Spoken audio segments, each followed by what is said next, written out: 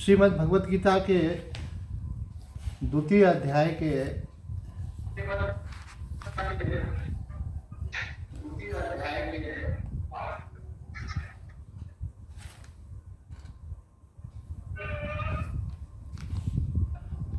56वें श्लोक में भगवान श्री कृष्ण कहते हैं, दुखेष्वनुद्विग्न मनाः सुखेषु विगत स्पृहा वीत राग भय क्रोध स्थित धीर मुनि रुच्यते। इस श्लोक का अर्थ है, दुखों की प्राप्ति होने पर जिसके मन में उद्वेग नहीं होता और सुखों की प्राप्ति होने पर जिसके मन में स्पृहा नहीं होती तथा जो राग भय और क्रोध से सर्वथा रहित हो गया है, वह मननशील मनुष्य स्थिर बुद्धि कहा जाता है। हमने दूसरे अध्याय के 54वें श्लोक में ये बात देखी थी कि अर्जुन ने भगवान से 4 प्रश्न पूछे। अर्जुन ने भगवान से जो 4 प्रश्न पूछे, उसमें पहला प्रश्न था इतिस प्रज्ञस्य का भाषा, अर्थात ज्ञानी के क्या लक्षण हैं। उसके उत्तर में भगवान ने एक सबसे महत्वपूर्ण बात जो कही, भगवान की अपनी समझाने की शैली है, बोलने की शैली है। अगर आप ध्यान देंगे तो आपको समझ में आएगा कि जैसे हम किसी व्यक्ति से व्यवहार करते हैं तो हमको समझ में आता है कि देखो, इनका बोलने का, व्यवहार करने का एक अपना तरीका है। उसी प्रकार से हमारे जीवन में आदर्श तरीका क्या हो सकता है, आइडियल क्या हो सकता है। तो बच्चों के लिए उनके मम्मी पापा आदर्श होते हैं, और आगे बढ़ते हैं तो हमारे जो गुरु होते हैं वो हमारे लिए आदर्श होते हैं। और जो गुरुओं के भी गुरु हैं, कृष्णम वंदे जगत गुरु, तो भगवान श्री कृष्ण साक्षात परब्रह्म परमात्मा, उनसे बढ़कर तो कोई है ही नहीं। वो हमारे आइडियल होना चाहिए। तो यहाँ देखें कि भगवान श्री कृष्ण कैसे बोलते हैं, उनसे सीखना भी चाहिए हमको। केवल जो वो विवेचना कर रहे हैं केवल उसी पर ध्यान नहीं देना है, बल्कि उनसे हमको व्यवहार भी सीखना है। और ऐसा स्वाभाविक ही होता है। अगर किसी को किसी के प्रति बहुत अधिक श्रद्धा हो अथवा प्रेम हो, तो ऐसा देखने में आता है बाद में धीरे धीरे उसका आचरण भी उनके जैसा होने लगता है। इसलिए कई बार देखने में आता है कि शिष्य गुरु जी से अपने ज्ञान कितना ले पा रहा है, ये तो एक अपना मैटर है। लेकिन गुरु जी का जो व्यवहार होता है, बोलने की शैली होती है, जो उनकी मुद्राएं होती है बोलने के समय, देखने में आता है कि शिष्य के अंदर भी उसी प्रकार से होने लगता है। इसका मतलब क्या हुआ कि वो उनसे बहुत इम्प्रेस है, इसीलिए उनको फॉलो कर रहा है। जैसे हम एक महात्मा जी के पास जाते थे, वो मौन बहुत रखते थे। तो मौन बहुत रखते थे, तो मौन में अगर उनको पानी पीना होता तो ऐसा करते थे इशारा कि पानी पीना है। और अगर चाय पीना होती थी तो ऐसे कप बसी को जैसे करते ना, ऐसा बोले भाई चाय पीना है ऐसे। तो हमने भी मौन रखना शुरू किया। सीखा किससे? गुरु जी करते हैं, अपन भी करने लगे। फिर इशारे कौन से करते थे? जो गुरु जी करते थे वही बात है। तो ये प्रेम में होता ही है। आप अगर भगवान के प्रेम में पड़ जाएंगे तो आपको भगवान की सब बारीकियां दिखेंगे आपको। तो भगवान श्री कृष्ण जो हैं, उनकी अपनी एक शैली है। देखो, उनका आप वैसे तो भगवान का कोई मन नहीं होता है, लेकिन अगर हम कहें व्यवहार की दृष्टि से कि उनका मन अगर आप रीड करें तो भगवान जो हैं वो सबसे बेस्ट वाली बात पहले बोलते हैं। मतलब क्या हुआ, हम लोग क्या होता है, इधर उधर की आलतू फालतू बातें करते रहते हैं, काम की बात फिर बोलते हैं, अथवा काम की बातें कम करते हैं, इधर उधर की बातें ज़्यादा करते रहते हैं। तो भगवान से हमको सीखना चाहिए। भगवान जो सबसे मोस्ट इम्पॉर्टेंट बात होती है वो सबसे पहले बोलते हैं, क्योंकि अगले क्षण का कोई भरोसा नहीं है। इसलिए सबसे पहली बात जो है सबसे पहले कह दी। तो ज्ञानी के लक्षण में भगवान श्री कृष्ण ने कहा कि प्रजहाति यदा कामान सर्वान पार्थ मनोगतान आत्मन्य आत्मना तुष्टा स्थित प्रज्ञस्तदोच्यते। अर्थात जो मन में रहने वाली समस्त कामनाओं को अच्छी प्रकार से त्याग देता है। अब यहाँ एक आज बहुत इंपॉर्टेंट प्रश्न हम उठा रहे हैं कि अगर आप वेदांत में प्रक्रिया को पढ़ेंगे तो ये बात समझाई जाती है कि भाई कामना तो आप में है ही नहीं। कल जिसकी चर्चा हमने की भी थी, स्वामी जी ने भी कहा था, तो आप तो कामना से मुक्ति हो, बस आपको केवल इस पर ध्यान देना है कि मैं कामना से रहित हूं। कामनाओं को हटाने का प्रयत्न नहीं करना है, बल्कि क्या ध्यान देना है कि मैं तो कामना से मुक्ति हूं। तो आप तो जब आपको इस तरफ ध्यान चला गया तो आप जीवन मुक्ति हैं, आप बंधन में हैं ही नहीं, आप ज्ञानी हैं। आपका ध्यान उधर जाना चाहिए। ध्यान जाने का मतलब है कि आपका मन से तादात्म्य छूट करके आत्मा में स्थिति होना चाहिए। तो फर्स्ट स्टेप में आदमी सुनता है, सेकंड स्टेप में उसमें स्थित होता है। पहले श्रवण मनन करता है, उसके बाद निधिध्यासन के द्वारा वस्तु लाभ करता है। लेकिन यहाँ भगवान जो कह रहे हैं, भगवान ये नहीं कह रहे हैं कि कामना आत्मा में है कि नहीं है, और आत्मा में है तो उसमें से निकालो। भगवान कहते हैं कि जिसने मन से समस्त कामनाओं का परित्याग कर दिया है, मन से भी। अब क्वेश्चन उत्पन्न होता है वेदांत में, तो बोलते हैं भाई आप में है नहीं, दैट्स ऑल, काम बन गया। अगर मन में अगर कामना उठती भी तो कोई फर्क नहीं पड़ता, उठे आए जाए, मन तो एक रोड की तरह है और हम आत्मा साक्षी हैं। तो इनका आपस में क्या कोरिलेशन है? तो इनका कोरिलेशन ये है कि वेदांत में जो बात कही गई है वो सिद्धांत है। सिद्धांत यह है कि आत्मा कामना से रहित है।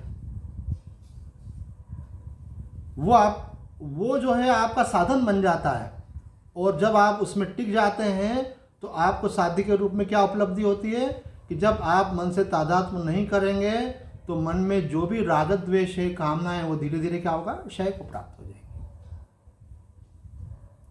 देखो, मन की कामनाओं को हटाने के कई तरीके हो सकते हैं, लेकिन यहाँ हमको महापुरुष बतला रहे हैं सबसे बेस्ट तरीका क्या है। बोले सबसे बेस्ट तरीका ये है कि आप उनको अपने पे आरोपित ही मत करो, नहीं तो वो आप पे हावी हो जाएंगे, आप कमज़ोर पड़ जाएंगे। आप खुद उनको सत्ता दे रहे हैं। तो सबसे पहले स्टेप क्या है, आपको अगर कामनाओं से मुक्त होना है तो कि फर्स्ट स्टेप ये है कि आप ये एक्सेप्ट कर लो 100% कि बीइंग है आत्मा, बीइंग है साक्षी, कामना मेरे अंदर है ही नहीं। कामना मेरे अंदर हो ही नहीं सकती है, क्योंकि मैं तो नित्य शुद्ध बुद्ध सच्चिदानंद स्वरूप ब्रह्म हूँ। अब बात आती कि मन की कामनाएं कैसे दूर होंगी, तो बोले इसी से तो दूर होंगी जब आप उसको अपने में मानोगे नहीं, आप उसको तादात्म्य करोगे नहीं, महत्व दोगे नहीं।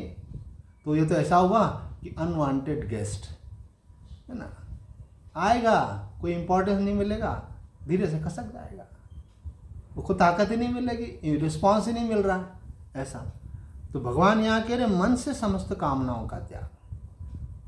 तो इसका मतलब ये हुआ कि प्रक्रिया की पूर्णता कब है?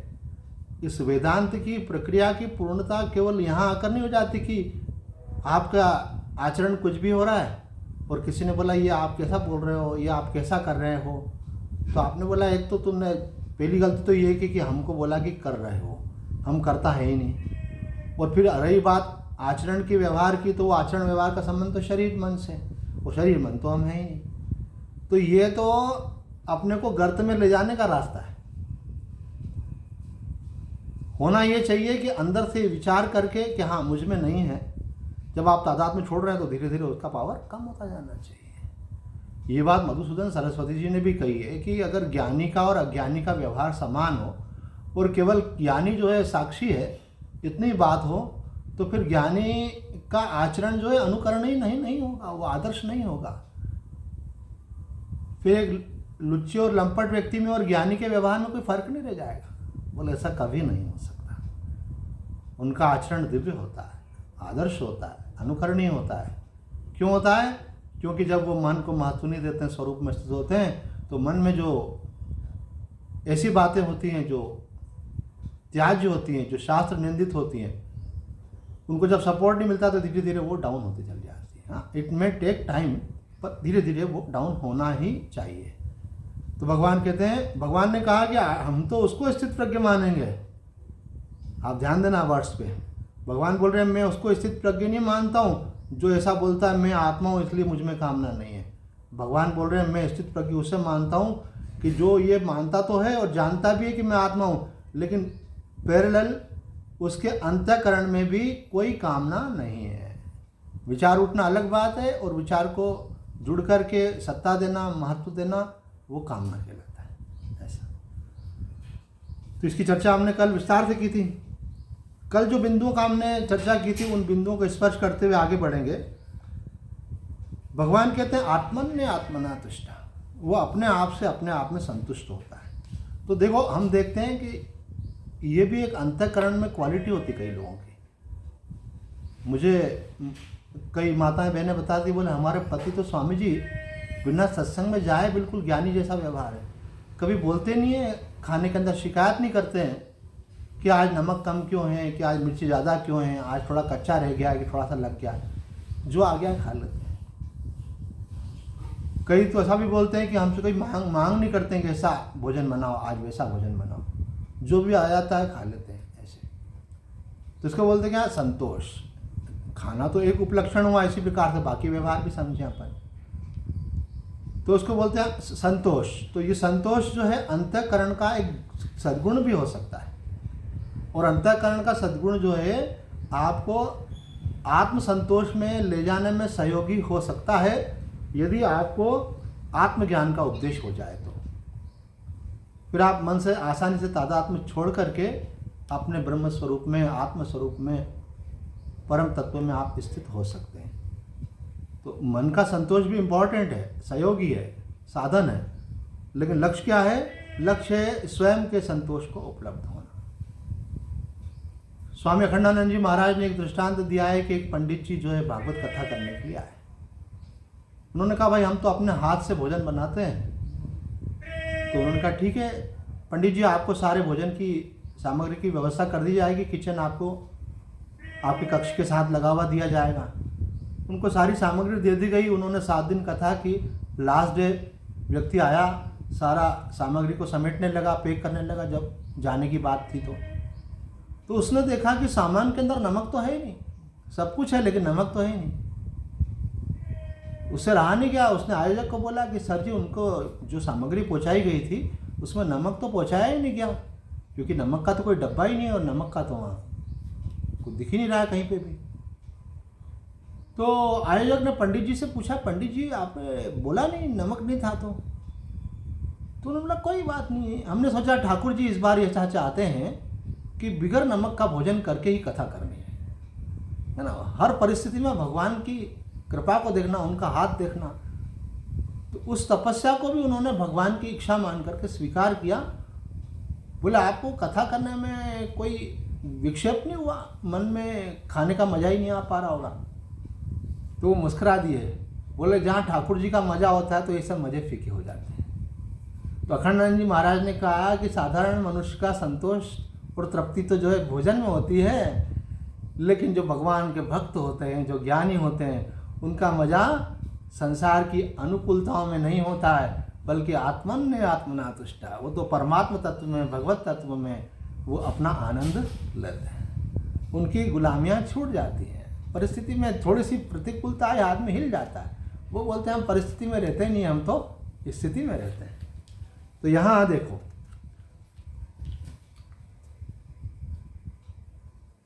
यहाँ 2 बातें अपन देख के आए। पहले एक बात भगवान ने कही थी निश्चयात्मिका बुद्धि, जिसको व्यवसायत्मिका बुद्धि कही थी, और दूसरी भगवान ने कही थी अनिश्चयात्मिका बुद्धि।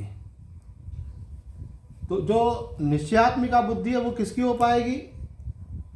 जिसकी बुद्धि स्थिर हो गई है। यहाँ पे स्थित प्रज्ञ कहा है उसको। एक और शब्द भगवान ने कहा था, कोई समता में रह के कर्म करता है और कोई सकाम कर्म करता है। तो भगवान ने कहा था सकाम कर्म अत्यंत निंदनीय है, तुच्छ है, और समता में रह कर के कर्म करना अति प्रशंसनीय है। तो ये तीनों चीज़ें आपस में रिलेट हो गई। जो समता में रहकर काम करता है वही स्थिर बुद्धि होता है, और उसी की बुद्धि निश्चयात्मिका है। निश्चयात्मिका होने के कारण ही वो स्थिर बुद्धि हो पाता है। अब अगले प्रश्न में, अगले श्लोक में जिसमें आज चर्चा हम करने वाले, उसमें भगवान कहते हैं देखो, स्थित प्रज्ञ से का भाषा समाधिस्थस्य केशव स्थित धी किम प्रभाषेत, वो बोलता कैसे है? तो बोलता है अभी अभिप्राय क्या है वहाँ पे कि उसका व्यवहार किन भावनाओं से भावित होकर के होता है, उसकी क्रियाएं जो हैं उसके पीछे कैसे भाव होते हैं। तो यहाँ बताया गया कि दुखेशु अनुद्विग्न मना, दुख में वो उद्विग्न नहीं होता। अर्थात कई बार तो क्या होता है, दुख हुआ ही नहीं है, होने की संभावना है। जैसे हम अर्जुन के दृष्टांत को ही देख लें तो अर्जुन को अभी स्वजनों की मृत्यु हुई नहीं है, पर युद्ध हो जाने पर स्वजनों की मृत्यु की संभावना है, उसके कारण से वहाँ उद्वेग हो रहा है, इसलिए भगवान को ज्ञान का उपदेश करना पड़ा। तो कई बार पॉसिबिलिटी भी दिखती है ना व्यक्ति को, संभावना भी दिखती है, तो उसका माइंड डिस्टर्ब हो जाता है, वो विक्षेप हो जाता है, वो दुखी हो जाता है। अरे भाई अब कोई हॉस्पिटलाइज है, उसका लंग ज़्यादा खराब हो गया, परसेंटेज ज़्यादा डैमेज हो चुका है, अब उतने सुनने मात्र से ही उसका बीपी बढ़ जाता है, उसको टेंशन हो जाता है, उसका खुद का स्वास्थ्य बिगड़ जाता है। मतलब क्या हुआ कि वो उद्विग्न हो गया। तो भगवान बोल रहे हैं कि आपके कर्म में बाधा आ जाए, आपके कर्म की कोई निंदा करे, कर्म करने के समय आपका कोई अपमान कर दे, अथवा परिणाम आपको प्रतिकूल आ जाए, और फिर भी अगर आप उससे प्रभावित नहीं होते हो तो आप अनुद्विग्न मना कहलाएंगे। ये ज्ञानी की स्थिति है। तो ऐसा क्यों हो पाता है? ऐसा होने का कारण क्या है? हलचल नहीं हो रही है, उद्वेग नहीं हो रहा है। इसका सबसे प्रमुख कारण है कि जो भगवान पहले समझा है कि वो व्यक्ति अपनी किसी कामना से कर्म नहीं कर रहा है, अपने किसी स्वार्थ के लिए कर्म नहीं कर रहा है। तो बोले फिर किस लिए कर रहा है? बोले वो तो दूसरे को सुख पहुँचाने के लिए कर रहा है। बड़ा फर्क पड़ता है। आदमी सोचता है कि भाई कामना तो कामना है, हम दूसरे की भलाई के लिए करेंगे तो भी कोई विक्षेप आएगा, तो बोला नहीं, बहुत बड़ा फर्क है। मैंने एक बिल्डर से पूछा कि एक व्यक्ति एक मकान बनाता है, वो एक मकान बनाने में ही परेशान हो जाता है, इसलिए एक बड़ी प्रचलित कहावत सरी की है। क्या कहावत ये है कि दो काम जिंदगी में मनुष्य जो है वो कर रहा है, मतलब बहुत बड़े काम कर रहा है। एक तो मानो बच्चों का विवाह करना और दूसरा मकान बनाना। लेकिन आप तो जो है जीवन भर मकान ही मकान बनाते हो, पर आपको तो कोई भी ऐसा नहीं लगता है मैंने बहुत बड़ा काम कर दिया। मतलब बड़ा फर्क है अपने लिए मकान बनाना और दूसरों के लिए मकान बनाना। जैसे आप सत्संग कर रहे हो तो आपको तो श्रोताओं को देखना है, लेकिन आप श्रोता हो तो आप सत्संग में बैठ कर के भी इधर उधर देख के बातें कर सकते हो। हम तो बातें नहीं कर सकते ना। क्यों नहीं कर सकते? इधर उधर देख नहीं सकते क्योंकि आप सब हमको देख रहे हो। लेकिन आप श्रोता हो तो आप चाहे सत्संग सुनो चाहे इधर उधर देखो, आप फ्री हो जाते हो। इसी प्रकार से जो व्यक्ति अपने लिए मकान बनाता है उसका जहाँ मैं जुड़ा होता है, स्वार्थ जुड़ा होता है, तो वही उसके विक्षेप का कारण बनता है। जब वो दूसरे के लिए मकान बनाता है तो उसमें थोड़ा 18-19 बोले होता है, काम होता है, तो ये चीज़ें तो होती हैं। तो साधक को क्या करना चाहिए? कर्म करते समय ये विवेक जगा करके रखना चाहिए। क्या विवेक जगा के रखना चाहिए? कि कर्म में परमात्मा के लिए कर रहा हूँ, तो उसका विक्षेप नहीं होगा। अथवा उसके मन में ये रहना चाहिए कि कर्म में जिस भी व्यक्ति के लिए कर रहा है उसकी भलाई के लिए कर्म कर रहा हूँ, उसके हित के लिए कर्म कर रहा हूँ। अब भाई मेरे हाथ में तो कुछ है नहीं, भगवान चाहेंगे तो अच्छे से हो जाएगा, भगवान नहीं चाहेंगे तो नहीं हो पाएगा। तो निमित्त कोई भी बन सकता है, तो कहते हैं फिर उसको उद्वेग नहीं होता। अगर आप चाहते हो कि आपको जीवन में किसी प्रकार की प्रतिकूलता उद्विग्न नहीं करे, तो उसके पीछे आपको ये देखना पड़ेगा कि आपने स्वार्थ का त्याग किया कि नहीं। जब आप अपनी प्रशंसा के लिए, अपने सम्मान के लिए, अपने सुख के लिए, अपनी सुविधा के लिए करोगे तब तो फिर विक्षेप होना ही। तो यहाँ कारण समझना है, कारण समझना है कि सबसे पहले आपको आपके सॉफ्टवेयर को अपडेट करना पड़ेगा। ये जो अभी हमारा क्या सॉफ्टवेयर कैसा बना हुआ कि अपने फ़ायदे के लिए काम करते हैं, अपने लिए नहीं करना है। अब हमको भगवान के लिए करना है, अब हमको अपने लिए नहीं करना है, अब हमको भगवान के रूप में, सब नारायण का ही स्वरूप है, भगवान का ही स्वरूप। तो जिसको भी आप काम कर रहे हो वही भगवान का स्वरूप है। तो अब आप सोचें कि मुझे तो इनकी प्रसन्नता के लिए, इनकी भलाई के लिए, इनके हित के लिए करना है। अब हो पाए तो भगवान की इच्छा, नहीं हो पाए तो वो आपके हाथ में है ही नहीं। तो इसलिए जो विवेकवान व्यक्ति होता है वो कर्म करते समय, जो ज्ञानी होता है वो कर्म करते समय इस बात की सावधानी रखता है, और उस सावधानी का परिणाम क्या होता है? दुखेशु अनुद्विग्न बना, दुख में वो उद्विग्न नहीं होता। सुखेशु विगता स्पृहा, सुख की संभावना ही मनुष्य को हलचल पैदा कर देती है। अब ऐसा होने वाला है, अब ये घटना घटने वाली है, अब ये लाभ होने वाला है, अब ये सफलता मिलने वाली है, तो मिलने की संभावना मात्र से आदमी बड़ा एक्साइट हो जाता है। भगवान बोलते हैं कि ये व्यक्ति ऐसा है कि एक्साइट भी नहीं होता, और अगर मिल जाए तो उसको पकड़े रहना भी नहीं चाहता। विगत स्पृहा शब्द का प्रयोग किया। स्पृहा का मतलब होता है कि मनुष्य के जीवन में पहले तो वो चाहता है कि अनुकूलता मिल जाए, सुख मिल जाए, लाभ हो जाए, और वो अगर हो जाए तो फिर क्या चाहता है? उसके बाद चाहता है हो तो गया लेकिन ऐसा बना रहे। ये जो टिकाने की इच्छा है इसको स्पृहा कहा जाता है। अज्ञानी की सबसे बड़ी प्रॉब्लम ये है कि अगर उसको कोई अच्छी चीज़ मिल जाती है ना तो उसको एंजॉय कम करता है। वो उसका मन कहाँ चला जाता है? अभी तो मिल गया, आगे भी रहे, है ना। परमानेंट चाहता है कोई भी चीज़। जैसे कोई मार्केट में लेने भी जाएगा ना, सबसे पहले वो पूछेगा कि भाई मजबूत तो है ना, हमेशा चलेगा तो सही। फिर दुकानदार लोग बोलते हैं हमेशा तो शरीर भी नहीं रहता है, फिर वस्तु कैसे हमेशा साथ देगी आपका? बोले मतलब लंबे समय तक। अर्थात मतलब क्या हुआ कि वो उसको टिकाए रखना चाहता है। तो भगवान कह रहे हैं कि जो ज्ञानी होता है वो वर्तमान में रहता है। एक व्यक्ति ने प्रश्न पूछा था कि स्वामी जी ये जो आपने बात कही कि वर्तमान में रहना, इसका अभिप्राय क्या है? तो भगवान श्री कृष्ण यहाँ पे जो बोल रहे हैं विगत स्पृहा, इसका मतलब ये है कि आप वर्तमान में जो मिल रहा है उसमें रहो, आगे मिलेगा बना रहेगा इसकी स्पृहा मत करो। वो काम मेरा है। भगवान कहते हैं योग क्षेम महाम्यम। क्षेम का मतलब होता है जो मिला है उसको टिकाए रखना भी भगवान का काम है। अच्छा, अब यहाँ पे भी एक बात देखें, विगत स्पृहा क्यों होता है? कि जो मनुष्य दूसरे के सुख के लिए काम कर रहा है तो उसको ये ऐसा नहीं है कि दूसरे के लिए कर रहा है तो लापरवाह होकर करेगा। अगर वो कर्मयोगी है, साधक है, तो वो कर्म करते समय सांगोपांग कर्म करेगा, पूरी सजगता के साथ कर्म करेगा। लेकिन और भले प्रशंसा न मिले, भले अनुकूल फल न मिले, परिस्थिति विपरीत भी हो जाए, लेकिन उससे वो प्रभावित नहीं होगा और वो चीज़ों को टिकाए रखना भी नहीं चाहेगा कि मेरी प्रशंसा होती रहे, आज के काम में मेरे को प्रशंसा मिली तो कल भी मिले, उस कार्य में मुझे अनुकूलता मिली तो आगे भी मिले। ये जो आगे आगे वाली बात है ना, एक महात्मा ने बड़ी अच्छी बात कही कि पीछे जो है भूत है और आगे जो है प्रेत है। अगर पीछे का लेके चलोगे तो वर्तमान छूटता है, आगे लेके चलोगे तो वर्तमान छूटता है। तो ना आपको भूत में जाना है ना भविष्य में जाना है। ये भूत प्रेत जो है ये जीव को सताने वाले होते हैं, लेकिन जो वर्तमान में रहता है मतलब वो भगवान में ही रहता है। तो यहाँ कह रहे हैं कि सदा ऐसी परिस्थिति बनी रहे इसका उसको आग्रह नहीं रहता। वीतराग भय क्रोध स्थिर धीर मुनि उच्चते, कहते हैं कि वो वीतराग हो जाता है।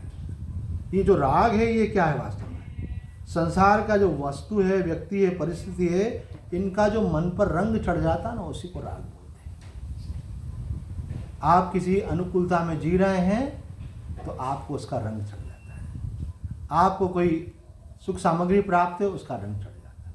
आपको कोई ऐसी परिस्थिति मिली हुई है जिसमें आप बड़ा सुखद अनुभव करते हैं, तो 2 बार 5 बार 10 बार आपको रंग चढ़ गया। आप चाहते हो ऐसी परिस्थिति बनी रहे, वो स्पृहा हो गई, और वो बनी रहे कि जो बात है वो उससे परिणाम क्या हुआ, उसमें आपका राग हो गया, इसीलिए आप उसको टिकाए रखना चाह रहे हो। तो जब आपका किसी चीज़ में राग हो जाता है तो स्वाभाविक रूप से उस राग में जो बाधा डालने वाला होता है, तो जो बाधा आती है तो आपको भय लगता है, और इतना सब बढ़िया चल रहा है, इतने मज़े से चल रहा है, और ये कोरोना आ गया, सब रंग फीका कर दिया है इसने, है ना। मानो कुछ एक ग्रुप बना हुआ है, रोज़ एंजॉय करते हैं, पार्टी करते हैं, सब मस्ती करते हैं। अरे बोले कोरोना ने तो हमारी सारी पार्टी वार्टी ख़त्म कर दी, मज़ा बिगाड़ दिया सब, है ना। कितना मज़ा आता था हमको। तो अब क्या हुआ? अब जो है मन में भय आ जाएगा, अब क्या करें, ऐसा हो ही गया तो अब कर क्या सकते हैं। तो ये जो मन में भय आ जाता है, प्रतिकूलता आने से, बाधा आ जाने से, ये इसीलिए आता है क्योंकि हमारी उस परिस्थिति में आसक्ति है। अगर आसक्ति नहीं होगी तो हम बोलेंगे ठीक है भाई, अभी नहीं हो रहा है तो नहीं हो रहा है, पहले हो रहा था तो हो रहा था, पहले कुछ आपको प्रतिकूलता चली गई थी तो चली गई थी, अब प्रतिकूलता आ गई है तो आ गई है, जैसा है जो भी है स्वीकार हो जाएगा। इसको जय कृष्ण मूर्ति बोलते हैं, जो है सो है, अर्थात आपका उसमें अटैचमेंट नहीं है, परिस्थिति में कोई परिवर्तन हुआ, व्यक्ति में परिवर्तन हुआ, आपके पास जो वस्तु सामग्री उसमें परिवर्तन हुआ, तो जो है सो है। तो जो है सो है बहुत इंपॉर्टेंट चीज़ है ना। उसका मतलब है कि आप वर्तमान में रह रहे हो, उसका मतलब है आप आत्मा में रह रहे हो, उसका मतलब है आप आसक्ति से रहित हो गए। अब यहाँ पे कहा वीत राग भय क्रोध, वो व्यक्ति जो है क्रोध से भी रहित हो जाता है। तो ये क्रोध आता क्यों है? कई बार कई लोग ऐसा पूछते हैं कि स्वामी जी हमको गुस्सा क्यों आता है, और ऐसा प्रश्न पूछने वाले तो कम होते हैं, ज़्यादा ये वाला प्रश्न पूछा जाता है कि स्वामी जी ये हमारे घर में ये है, इनको क्रोध हो जाता है। कोई अपने बच्चों की शिकायत करेंगे, कोई पति की करेंगे, कोई अपनी पत्नी की करेंगे, इनको क्रोध बहुत आता है, इनको समझाओ। ऐसे ज़्यादा करके लोग प्रश्न दूसरे को समझाने के लिए पूछते हैं, और होना क्या चाहिए, अपने को समझाने के लिए पूछना चाहिए, अपना कल्याण करने के लिए सोचना चाहिए। दूसरे का कल्याण वो खुद कर लेगा, दूसरे को बदलने के चक्कर में आपका मन निरंतर अशांत बना रहता है। तो यहाँ कहते हैं कि क्रोध आदमी को तब आता है जब उसके मन में कोई कामना होती है। अगर आपके मन में कोई कामना नहीं तो आपको क्रोध नहीं आएगा। कामना के कई रूप हैं, कामना कोई वासना भी कहते हैं, आसक्ति भी कहते हैं, आशा भी कहते हैं, तृष्णा भी कहते हैं, लोभ भी कहते हैं, ये सब कामना के अलग अलग रूप हैं। तो जब आपके मन में आग्रह रहता है, आपको कोई ऐसी आशा रहती है अथवा आपकी कोई तृष्णा रहती है और उसमें बाधा आ जाती है, तो आपको क्या होता है, क्रोध आ जाता है। क्रोध किस पे आता है? जब सामने वाले को कमजोर समझते तो क्रोध कर लेते हैं, और सामने वाले को कुछ बोल नहीं सकते तो क्या हो जाएगा, आप भयभीत हो जाएंगे, दुखी हो जाएंगे।